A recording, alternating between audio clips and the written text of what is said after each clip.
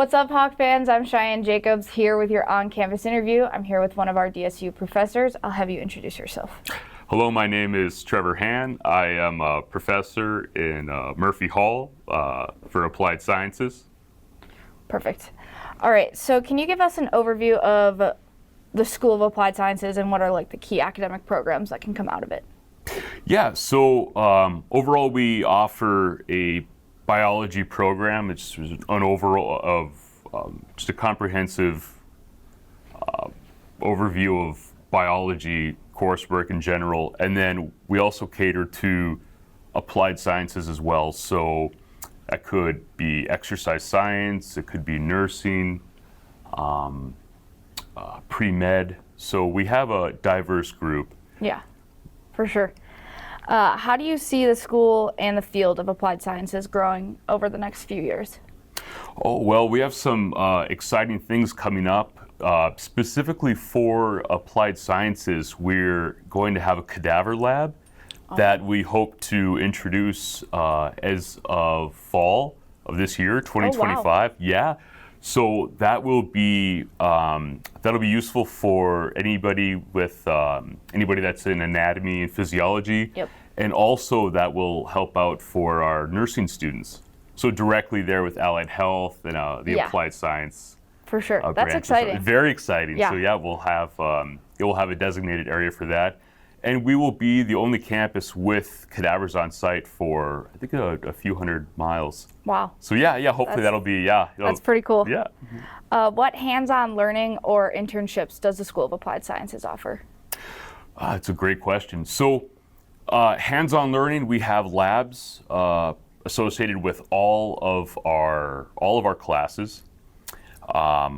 We are able to do asynchronous labs as well. So certain virtual labs, simulations, could be anything from enzymes to microscopy for those that are not able to attend in person. And then we have a diverse arrangement of physical labs. So everything from zoology to dissection of sharks to a bunch of specimens in anatomy and physiology.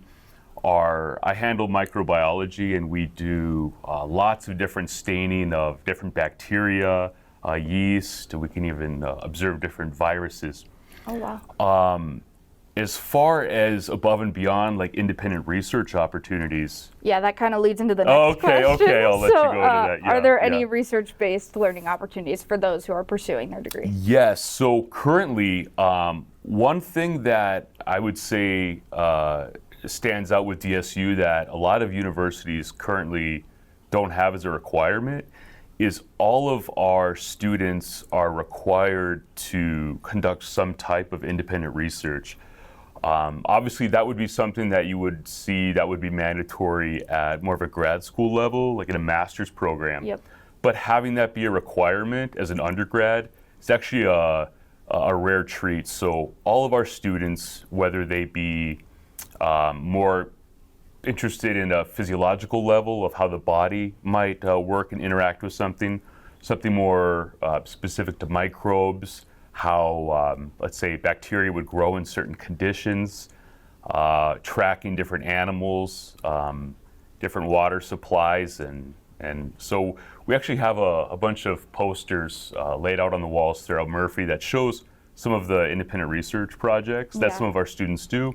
And we have a celebration of scholars once a year where our biology students will come and give a presentation over their research and their talks. Yeah, so that's exciting. We definitely foster independent research here at DSU. For sure. Mm-hmm. And what inspired you to pursue a teaching career, especially in this field? So I've always enjoyed teaching. I've taught. I had a background in teaching from K through 12 to English as a second language. Okay. In other countries as well. But I always enjoyed biology, so being able to combine teaching with biology at the level of a university level where you're still on the front lines. Yeah. Especially with something like biology where there's constant new novel techniques and findings and therapeutics. Yeah. Something even like with COVID-19 and still, discovering, different drug therapies and Yeah. yeah. It's definitely an evolving world. Oh, yes, definitely. Yeah, it's the textbooks are certainly updated each year. So yeah, it's very rewarding. I really enjoy being here. The students are very engaged and usually challenge me as well. So they usually have very pressing questions, and I continue to be impressed with my students. They're usually very inquisitive and able to reach a level that is a pretty high level as far as mastery of the knowledge. Yeah, Yep. for sure. And then we ask everybody on Hawk Talk this. So what does DSU mean to you? Oh, DSU's home. DSU was actually the first university that I started at back in 2004. I started off as a theater major. Okay. Yeah, so I was in plays over at Stickney Auditorium. My mother and both of my uncles started at DSU and graduated from DSU. When I was in Lincoln Elementary, I was in a play at DSU as a third grader. And I would also come in as a rambunctious little 10-year-old and sit in on classes sometimes while my mother was taking classes here. So it's very grown up here. Oh yeah, I'm very comfortable here. Yeah. It's nice to be back. Yeah, for Kind sure. of come full circle. Yep. Well, thank you so much for representing School of Applied Sciences. Yeah, thank you for having me on. Of course. Yeah. And now, after the short break, we'll go to your in-studio interview.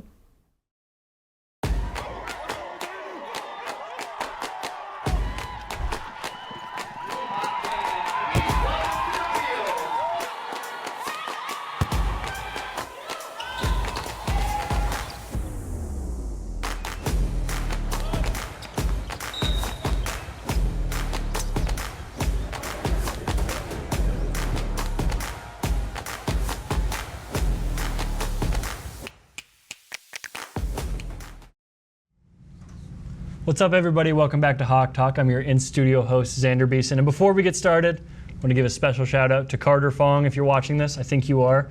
You commented on the Facebook post that Dickinson State made about me and said you loved Hawk Talk. So if you love Hawk Talk, I love you. Shout out to you, Carter, and your family. Joined by a very special guest today, dear friend of mine. I'll have you introduce yourself. Hi, my name is Kailey Brimmer. I'm originally from Miles City, Montana, going to school here, and I am the president of the DSU Ag Club. Awesome. What initially brought you to DSU? I originally came here. It's where I had family members come before me, and I had actually Annika Plummer. She used to be the secretary in the ag department. She kind of recruited me, and so came over to her campus and just really liked how it felt. And it wasn't a huge city, but it was bigger than home. Yeah. So Miles City. You know why they call it Miles City? Because it's 1 square mile. I think they should change it to Carson-Hunterville, but that's just my opinion. How long did you join Ag Club right when you got here, or was it you kind of felt it out a little bit and then joined, or how did you get involved with Ag Club? Actually, I did. It was the first kind of club that I joined, the first thing I heard about.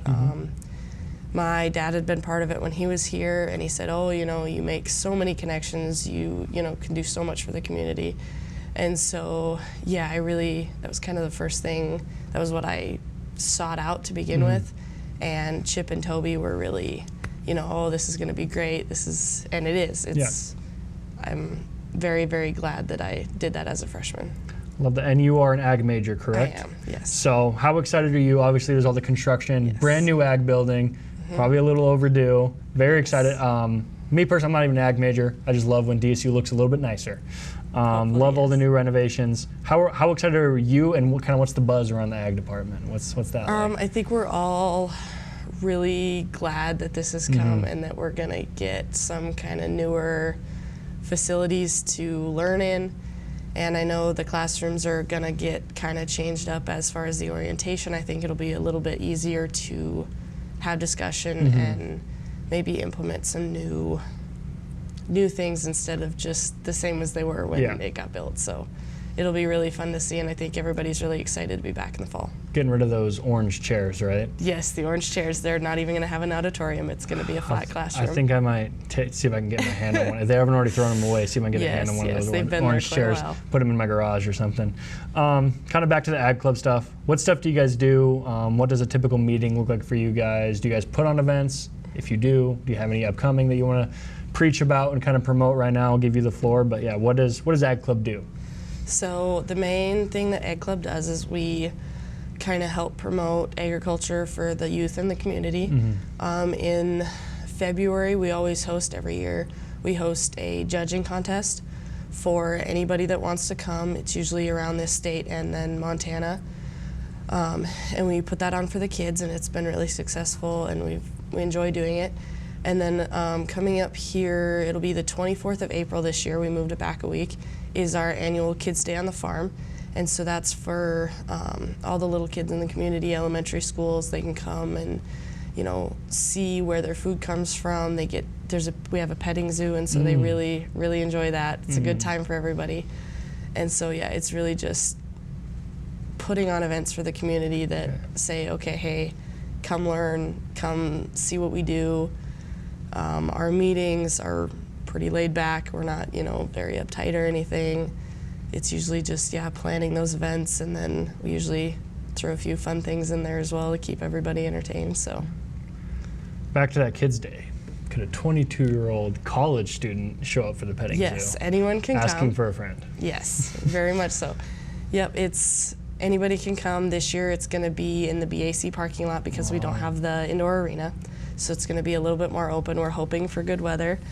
We have a contingency plan if that doesn't work.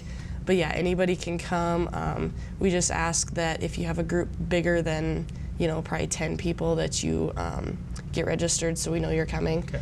And then especially for the little kids, we do have goodies and stuff that they can get. Can I have goodies? If you come and ask nicely, yes. I'll ask. I don't know about nicely.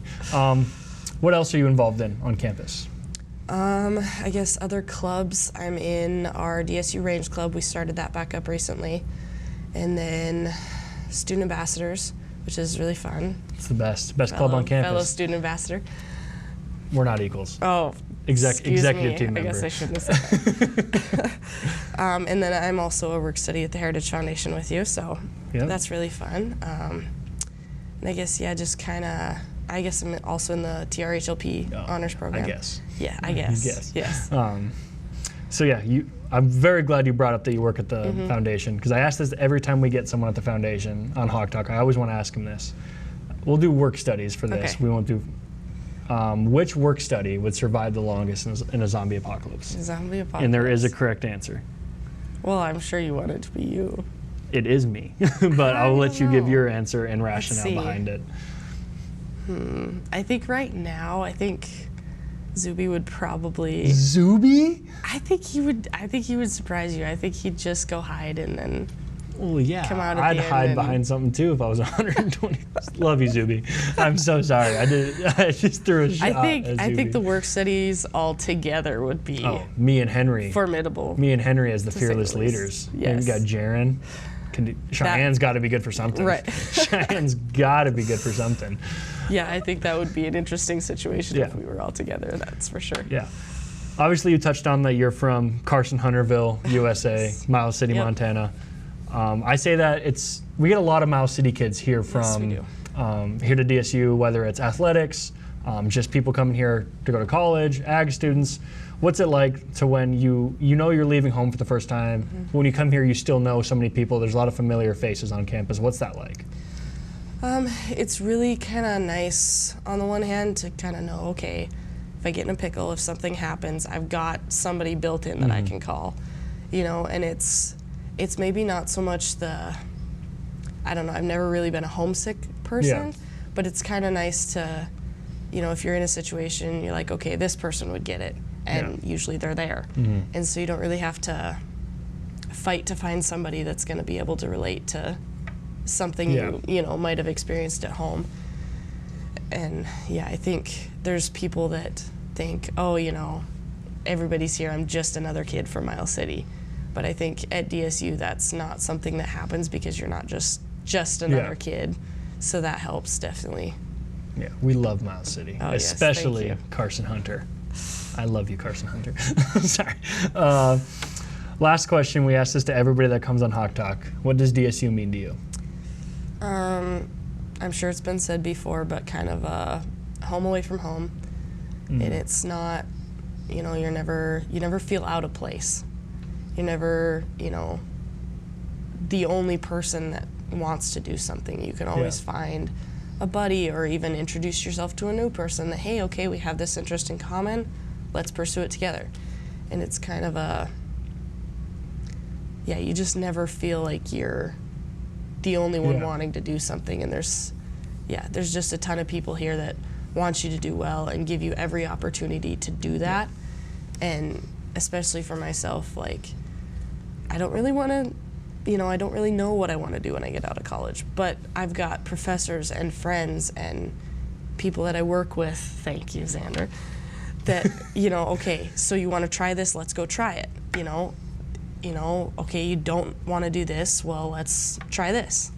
There's so many people that just want you to succeed and want you to go after what you want to go after, and they help you get there, so.